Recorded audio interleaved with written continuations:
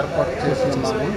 అలాగే కృష్ణా జిల్లా పెడన నియోజకవర్గం గూడూరు మండలం ముక్కొల్లు గ్రామంలో రైతులు ఆరుగాలం కష్టపడి ఉత్పత్తి చేసిన ధాన్యాన్ని ఎండబెట్టినా కొనడంలో అధికారులు నిర్లక్ష్యం వహించారని ఆవేదన వ్యక్తం చేశారు. అధిక వర్షాలు, ప్రకృతి వైపరీత్యాల మధ్య పంటను రక్షించేందుకు రైతులు నానా కష్టాలు పడుతున్నారు. మండల రైతు సేవా కేంద్రాన్ని ముట్టడించిన రైతులకు మండల తహసీల్దార్ డి రాజలక్ష్మి, వ్యవసాయ అధికారి జి శివరామకృష్ణ విచారణ చేసి ఉన్నతాధికారులతో సమస్యలను పరిష్కరించేందుకు హామీ ఇచ్చారు.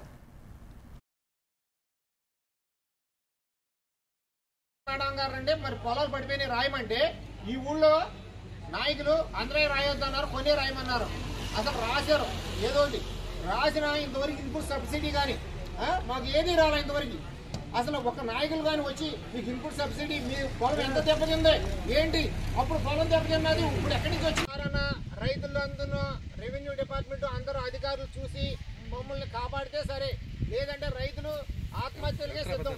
ఈ ధాన్యం కొనపోతే ఆత్మహత్యలు తప్ప రెండో దారే లేదు. మేము కౌలు తీసుకుని పొలాలకు కౌలు కట్టుకోవాలండి. ఈ ఒడ్డు కొనకపోతే మేము ఈ ఇబ్బందులు ఎన్నాళ్ళు పడం. ఇది రోజులు ఆడమంటాం ఈ ఒడ్డుని.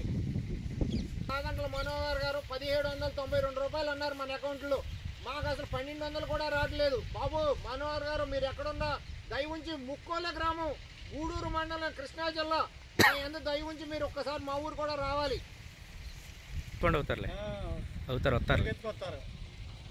వాస్తవం ఇవే వార్తలు పెడుతున్నాం.